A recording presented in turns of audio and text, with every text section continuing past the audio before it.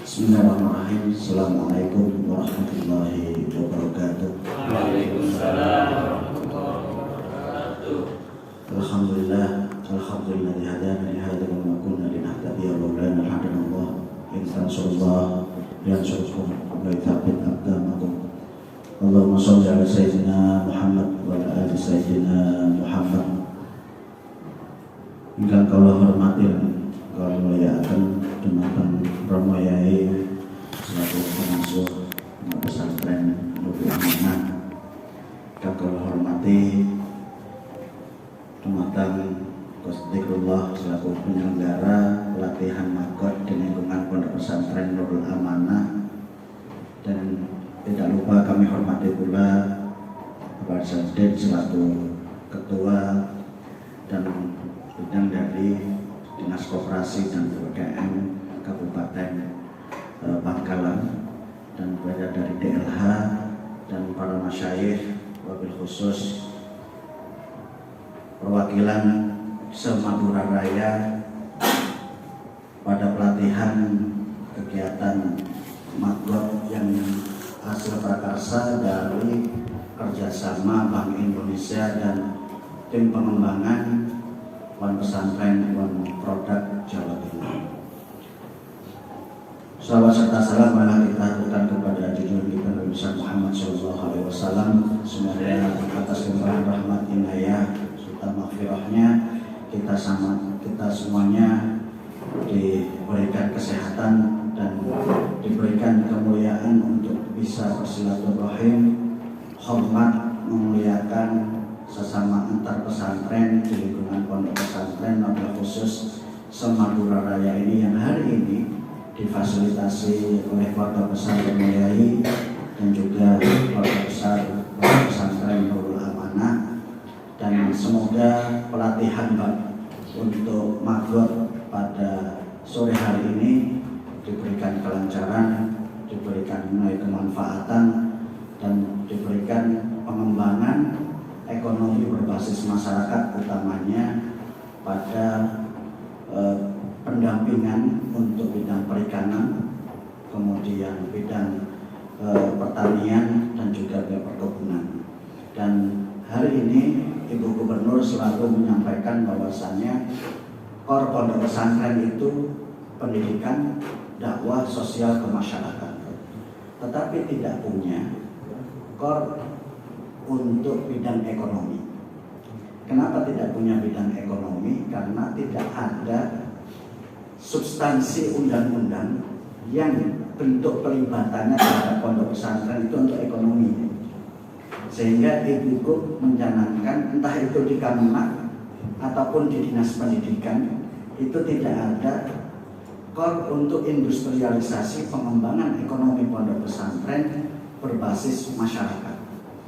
Tapi semuanya dijadikan satu menjadi UKM ataupun dijadikan satu pada lini Dinas Perindustrian, sehingga tidak punya cantolan kegiatan pada pondok-pondok pesantren atau alumni-alumni pondok pesantren yang dijadikan sebagai ikon kegiatan ekonomi berbasis pondok pesantren. Hari ini selama 3 tahun ke belakang, mulai tahun 2019, Ibu melalui SK tim pengembangan dan juga pendampingan untuk One Pesantren One Product itu melalui SK nomor 60 tahun bulan Oktober 2019. Alhamdulillah, terima kasih terhadap Dinas Koperasi dan UKM Kabupaten Bangkalan dalam programnya Bapak Bupati 1000 Entrepreneurship, dan ini harus dikembangkan. Tidak hanya sekedar seremonial pelatihan, butuh SKKNI. Jadi sertifikasi teman-teman alumni pondok pesantren atau masyarakat di lingkungan pesantren. Jadi pesantren itu hanya penerima manfaat, bukan menjadi industrialisasi seperti hanya Sidogiri itu sudah mulai industrialisasi karena SDM-nya sudah kuat. Siapa pesantren yang mau menyekolahkan kadernya 50 juta, 75 juta untuk menjadi manajer, itu kaderisasi.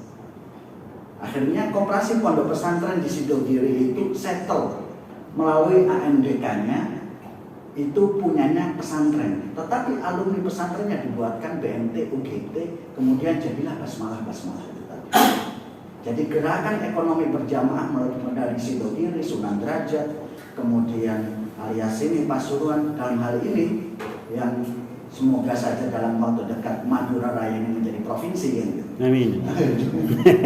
Sehingga punya core industri sendiri bagi dan warna sendiri untuk ekonomi di lingkungan pondok pesantren. Nah ini Bismillahirrahmanirrahim. Alhamdulillahirabbil alamin.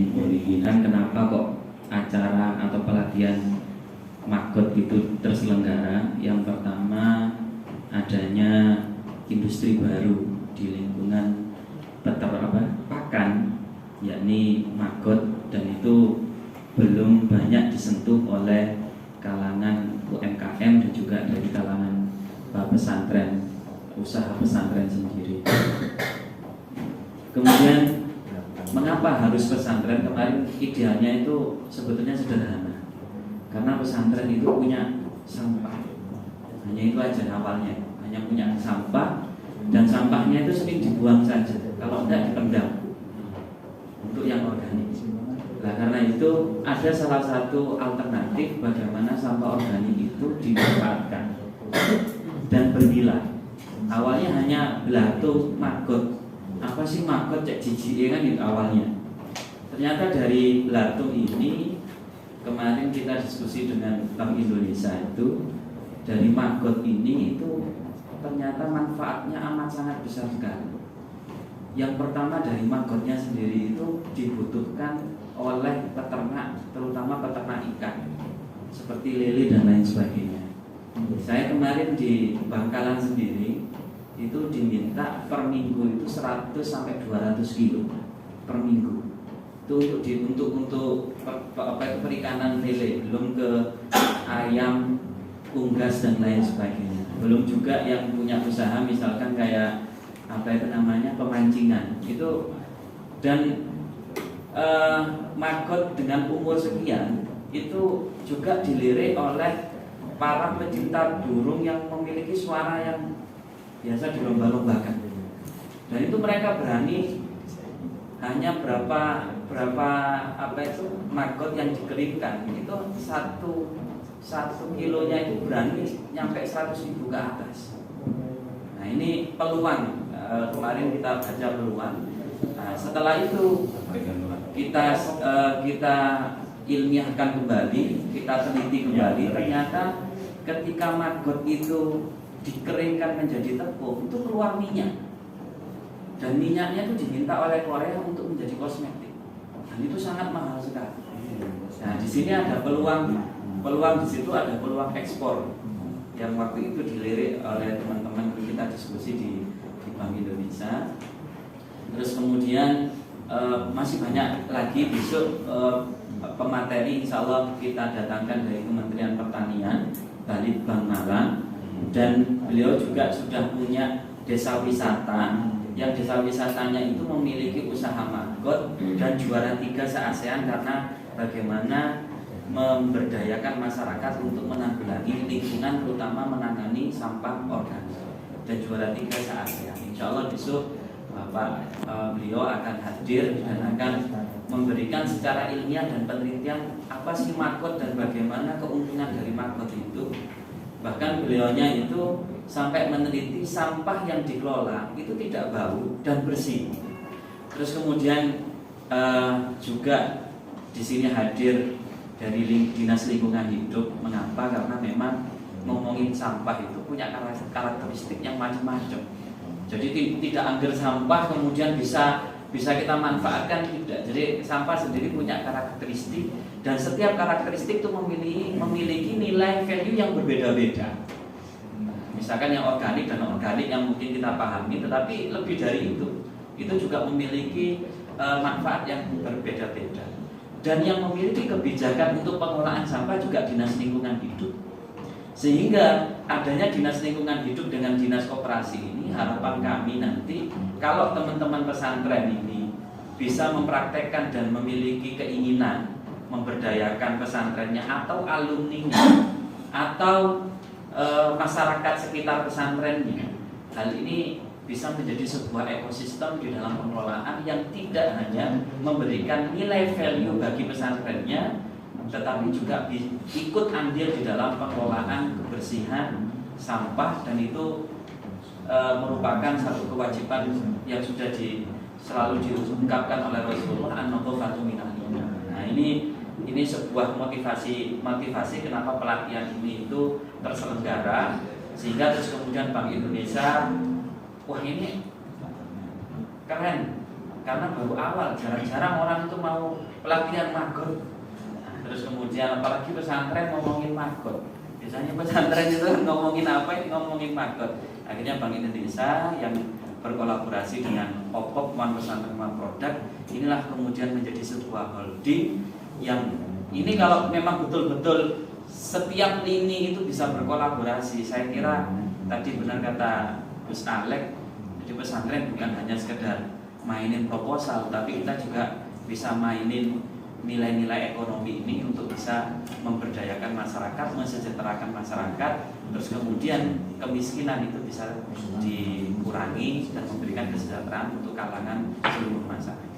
Saya kira itu, dan untuk peserta kita ada 20, 5 dari Kabupaten Bangkalan, 5 dari Kabupaten Sampang, Pamekasan, dan Sumeneb. Hanya demikian mungkin laporan yang bisa saya sampaikan. Semoga tujuan dari pelatihan ini bisa memberikan output goal yang bisa membuat kita saling berkolaborasi.